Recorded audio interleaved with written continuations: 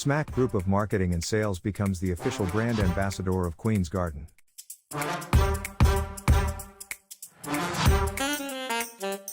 Pakistan's only leading organic honey.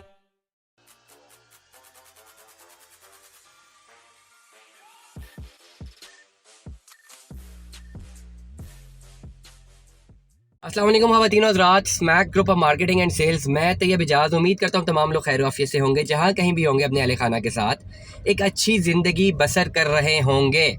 Channel को subscribe कीजिएगा, like कीजिएगा, कमेंट कीजिएगा, हिट द बेल आइकन करना बिल्कुल भी मत भूलिएगा। डिस्क्रिप्शन पे व्हाट्सएप नंबर भी मौजूद हैं, किसी भी वक्त रब्ता करने के लिए आप व्हाट्सएप नंबर पर रब्ता कर सकते हैं। फैसल टाउन फेज़ 2 का नाम आया पिछले दिनों रिगार्डिंग सम लिटिगेशन प्रोसेस, जो कि यूट्यूब इकोनॉमी में जो भी लोगों ने जो अपनी जो है कंसल्टेंसी की है उसको हम डिस्कस करेंगे इस व्लॉग में। और ओवरऑल जो गुलशन कश्मीर का स्कैम हुआ लोगों के साथ, उसके बारे में एक डिटेल वीडियो जो है ना, मुझे काफ़ी लोग कह रहे थे जी आप गुलशन कश्मीर के जो ज़मीन है उन पर कब्जा हो गया, बात नहीं करते, हमारे साथ धोखा हो गया, ये हो गया है। तो मैंने एक प्रॉपर जो स्कैम की वीडियो थी ना वो मैंने बनाई है, पहले पिछले दिनों अपलोड की हुई है। यूट्यूब चैनल स्क्रॉल करके देखें, जो एक्चुअली स्कैम हुआ है और जिसने वो स्कैम किया है, मैंने वो सारी चीज़ें जो है ना एलैबोरेट करके बताई हैं और बड़ा बाबांगे दो लोग बताई हैं। एग्जैक्ट जो स्कैम हुआ मैंने वो बताया, तमाम लोगों को डिलीवर किया। ठीक हो गया। आज बातें मैं करने लगा हूँ बहुत इंपॉर्टेंट कुछ चीज़ें जो है ना गुलशन कश्मीर के लोगों को जो अफेक्टेड है उनके लिए भी वीडियो है, और फैसल टाउन फेज़ 2 के मेम्बरान के लिए भी वीडियो। बड़ी खुल के मैं बातें करने लगा हूँ। देखिए, एक चीज़ तो बड़ी क्लियर है, बीइंग अ यूट्यूबर, बीइंग एक हमारी जो पर्टिकुलर स्टेक है ना, अगर मैं बड़ा रियलिटी होकर बात करूँ, मेरे समेत बाकी यूट्यूबर्स की भी, मेरे ख्याल से किसी भी हाउसिंग प्रोजेक्ट में उनकी जो एग्जिस्टेंस है उसमें हमारा जो एक्चुअल स्टेक होगा in terms of any domain, वो शायद 1% भी नहीं होगा। एक हाउसिंग प्रोजेक्ट जो बनता है ना, एक हाउसिंग प्रोजेक्ट का जो मालिक होता है या जो हाउसिंग प्रोजेक्ट जो कंपनी बनाती है, वो कमज़ोर कंपनी नहीं होती, बड़ी स्ट्रॉन्ग कंपनी होती है। ठीक है। और वो सिर्फ एक चीज़ से डील नहीं करी होती, वो गवर्नमेंट से भी डील करी होती है, वो सरकार से भी डील करती है, वो एनओसी भी उससे लेनी है, लेना एनओसी भी अपना अप्रूव करवाना है, मुख्तलिफ बॉडीज़ के साथ इंगेज भी होना है। तो बहुत सारे मामलात हैं उन्होंने करने हैं। यूट्यूबर सोसाइटी के बारे में कुछ बोले या ना बोले, कुछ नेगेटिव बोले, पॉजिटिव बोले, in the longer run society को कोई फ़र्क नहीं पड़ता। सोसाइटी ने डिलीवर होना होता है, वो हो जाती है। सोसाइटी को कोई फ़र्क नहीं पड़ता। जो इतना अरबों रुपए के प्रोजेक्ट्स होते हैं, वो अरबों रुपए के प्रोजेक्ट किसी भी एक पर्टिकुलर यूट्यूबर के कहने में या उसके इंटरफेरेंस में नहीं आ सकते। बड़ी रियलिटी की बात है। तो जो लोग क्लेम करते हैं ना यूट्यूब पे बैठ के कि जी हमारा बड़ा ताल्लुक है फलानी सोसाइटी से और हम उनकी पॉलिसी में बड़ा इंटरफेयर कर सकते हैं, ऐसा बिल्कुल भी पॉसिबल नहीं है। यूट्यूबर्स की एक पर्टिकुलर डोमेन में एक क्या कह सकते हैं, एक पोजीशन है, और वो पोजीशन जो है डिनाई नहीं की जा सकती। लेकिन सिर्फ यूट्यूबर्स ही या यूट्यूब के जो चैनल्स हैं उनके बारे में जो बोलते हैं, खाली वही उस पर्टिकुलर सोसाइटी का फ्यूचर डिटरमिन नहीं कर सकते। ये बड़ा स्ट्रेट फॉरवर्ड मैं आपको बता दूं। चाहे कोई भी है, बड़े से बड़ा यूट्यूबर है या बिल्कुल छोटा सा यूट्यूबर है हमारी तरह का, कोई भी है, बड़े से बड़ा फन्ने खान बन जाए, बड़ी से बड़ी बातें कर दे, जो हाउसिंग प्रोजेक्ट्स हैं, अरबों रुपए के हाउसिंग प्रोजेक्ट्स हैं, अरबों रुपए के हाउसिंग जो प्रोजेक्ट्स होते हैं, उन्होंने सरकार से डील करना है, बड़े बड़े डिपार्टमेंट से डील करना है। उनके पास इतना टाइम नहीं है कोई यूट्यूबर्स के सुने के उनको अपनी सोसाइटी कैसे चलानी है। सोसाइटी बन जाएगी। हाँ, यूट्यूबर्स क्या रोल प्ले करते हैं, सिर्फ इतना रोल प्ले करते हैं कि उसकी सोसाइटी की, जब उस सोसाइटी का नाम ले लेके उसकी व्लॉगिंग करते हैं तो सोसाइटी की मार्केटिंग होती है, और ये तब तक ही होती है जब तक लोगों ने अपनी इन्वेस्टमेंट्स करनी होती हैं। तो यहाँ पे इस पर्टिकुलर डोमेन में एक स्टेक बनता है यूट्यूबर्स का, just in the terms of marketing. Marketing अच्छी है, बुरी है, होनी चाहिए, नहीं होनी चाहिए, दैट्स अनदर टॉपिक, वो डिबेटेबल है, बात हो सकती है उस पर। लेकिन यूट्यूबर्स किसी भी सोसाइटी को प्रमोट करने के लिए यूट्यूबर्स का खाली इतना ही किरदार है कि उसकी मार्केटिंग सोशल मीडिया फॉरम्स है। वो भी इसलिए कि आजकल पूरी मार्केट शिफ्ट हुई है, लोग यूट्यूब ज़रा देखते हैं, फेसबुक देखते हैं। तो अब एग्जिस्टेंस जो है, हम जैसे यूट्यूबर्स की जो है, जो पहले कोई एक्नॉलेज नहीं करता था, अब लोगों को करनी पड़ती है कि यार नहीं, लोगों को पता है कि मार्केट में जो है वो यूट्यूब में लोग सुनते हैं। आज लोग यूट्यूब सुनना बंद कर दें तो जितने बड़े बड़े यूट्यूबर्स फन्ने खान हैं, सोसाइटियाँ उनको मुंह लगाना बंद कर दें। लोग किसी और फॉरम पे जाके न्यूज़पेपर पढ़ना कर शुरू कर दें, तो लोग सोसाइटी जो है ना फिर न्यूज़पेपर के जर्नलिस्ट के साथ अपने जो है वो ताल्लुकात बनाएगी इसको प्रमोट करने के लिए। To be very straight forward, तो ये एक रियलिटी है, इससे डिनाई नहीं किया जा सकता। तो फर्स्ट ऑफ ऑल, जो यूट्यूबर्स बड़ी बड़ी बातें करते हैं सोसाइटी के अगेंस्ट या उनके हक में, कोई फ़र्क नहीं पड़ता।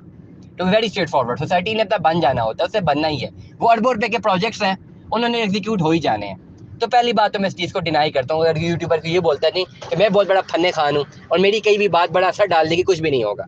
जिन्होंने इन्वेस्टमेंट करनी होती है वो कर लेते हैं, जिन्होंने नहीं करनी होती वो यूट्यूबर की सुन के भी नहीं करते, उनकी ना सुन के भी नहीं करते। To be very straight forward. अब आते हैं जी पर्टिकुलर प्रॉब्लम पे आते हैं। प्रॉब्लम क्या है? प्रॉब्लम ये है कि जी इस वक्त 2 लोग ऑन बोर्ड हो गए हैं। ठीक है, एक ऐसे लोग जो कि गुलशन कश्मीर के अफेक्टी हैं वो ऑन बोर्ड हैं, एक फैसल टाउन फेज़ 2 के जो बायर्स हैं या जिन्होंने इन्वेस्टमेंट की है वो ऑन बोर्ड है।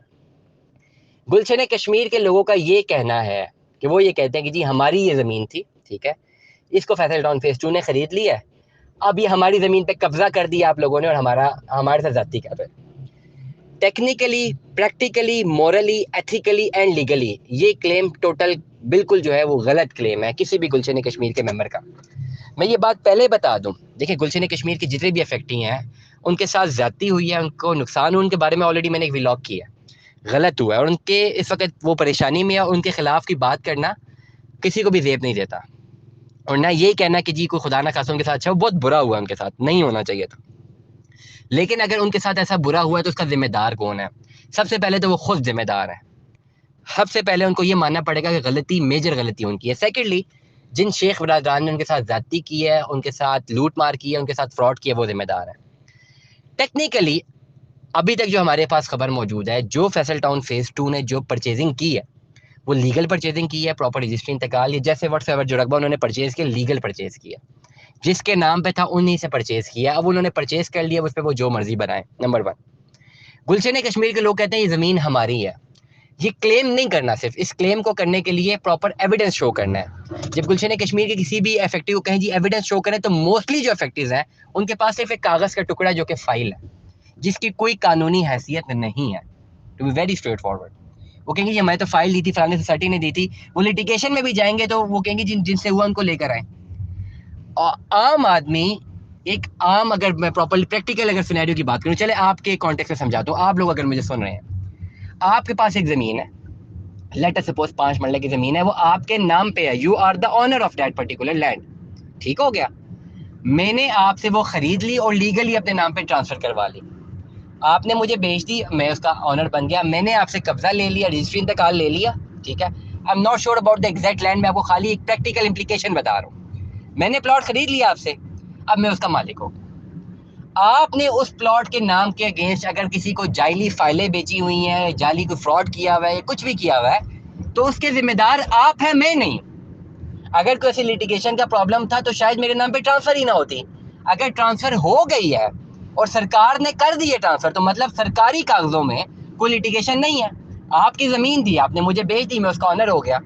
अब आपने जिन लोगों के साथ फ्रॉड किया हुआ है, उस ज़मीन के एवज आपने कुछ 600 जाली कागज़ बेचे हुए हैं, तो वो तमाम के तमाम तर लोग आपको पकड़ेंगे क्योंकि आप रिस्पॉन्सिबल है। मोरली, एथिकली, लीगली जो भी प्रॉब्लम है वो आपके साथ उनके होंगे। कानूनी तौर पे वो लोग उस पर्टिकुलर जमीन को क्लेम ही नहीं कर सकते जो उनके नाम पे ही नहीं थी, आपने तो बेच दी ना। अब जो ऑनर बन गया उसके नाम पे है, तो ये इसकी टेक्निकलिटी है, ये मैं आपको बता दूं। अब करंटली गुलशन कश्मीर के जो लोग जो कहते हैं ये ज़मीन हमारी है, वो कैसे हमारी है? क्योंकि आपकी टेक्निकली वो ज़मीन है ही नहीं, आपके साथ फ्रॉड किया गया है। आपको फ्रॉड में लेके गुलशन जो कश्मीर के लोग थे, मैनेजमेंट थी, जो भी सोसाइटी थी, उन्होंने फ्रॉड करके एक बोगस ज़मीन आपको दिखा के जाली फाइलें बेची हुई हैं। आपको गलत बताया हुआ कि उसकी ज़मीन है और वो थी नहीं उसकी। लेटर सपोज मैं भी ब्लू एरिया में घूम रहा हूँ, मैं आपके पास आऊँ, मेरे को जी ब्लू एरिया की सारा डी चौक मेरा है, मैं उसकी फाइल आपको बेच दूँ, आपसे पैसे ले लूँ, वो डी चौक मेरा है ही नहीं, मैंने आपको बेच दिया। या अगर मेरा है भी और मैंने आपको खाली कागज़ दे दिया, लीगली ट्रांसफ़र ही नहीं करवाया, तो उसका मालिक तो मैं हूँ। कल को डी चौक में गवर्नमेंट को भेज दूँ, किसी को भी भेज दूँ फॉर एग्जाम्पल, तो आप तो क्लेम ही नहीं कर सकते। तो जब आपने अपनी फाइलें ली थी उस वक्त आपको ये सारी चीज़ें देखनी पड़नी थी, जहाँ पे आपके एंड यूजर का कसूर है। नंबर 1। नंबर 2, अब फैसल टाउन फेज़ 2 के पास ज़मीन है, अब फैसल टाउन फेज़ 2 ज़मीन पे लोगों को जो फाइल्स बेची हैं, अब करंटली 4 से 5 साल बाद अगर फैसल टाउन फेज़ 2 की मैनेजमेंट उनको प्लॉट नहीं दे पाती, तो जितने लोगों के पास फाइल है उन्होंने फैसल टाउन फेज़ 2 की मैनेजमेंट को कहना है भाई आपने मैं प्लॉट नहीं दिए। उनका डायरेक्ट लीगल प्रोसेस ये जो भी होता है उसकी मैनेजमेंट के साथ होता है। तो जितने लोगों ने इन्वेस्टमेंट की, डेफिनेटली सब ने अपनी छोटी करके की, अपनी जितनी भी इफ एंड बट्स से उनको काउंटर करके ही, अपनी रिसर्च करके लोगों ने अपनी इन्वेस्टमेंट की हुई है। ये भी बड़ी स्ट्रेट फॉरवर्ड सी बात है। तो इसीलिए फैसल टाउन फेज़ 2 के हवाले से अगर हम बात करते हैं, मुख्तलिफ यूट्यूबर्स सुबह शाम लगे में कोई ना कोई नई बात करने में, on a very practical ground कुछ भी नहीं होना। To be very straight forward, ZM group है, उसने अपना प्लॉट लिए, अपनी ज़मीन ली, उसने अपनी सोसाइटी बनाई, वो डिलीवर करेंगे। अगर वो डिलीवर नहीं करते हैं तो वो जाने, उनके मेम्बरान जाने। गुलशन कश्मीर के लोगों ने डिलीवर नहीं किया, गुलशन कश्मीर की मैनेजमेंट उसके मेम्बरान होंगे। बीच पे ज़मीन की जो वैल्यू है वो सरकार डिसाइड करेगी कि वो ज़मीन लीगली किसके नाम पे है। To be very straight forward, अगर मैं फैसल टाउन फेज़ 2 की जो क्लाइंट्स के हवाले से बात करूं, जो ऑलरेडी इसके मेंबर बन चुके हुए हैं, वो इसके मेंबर हैं।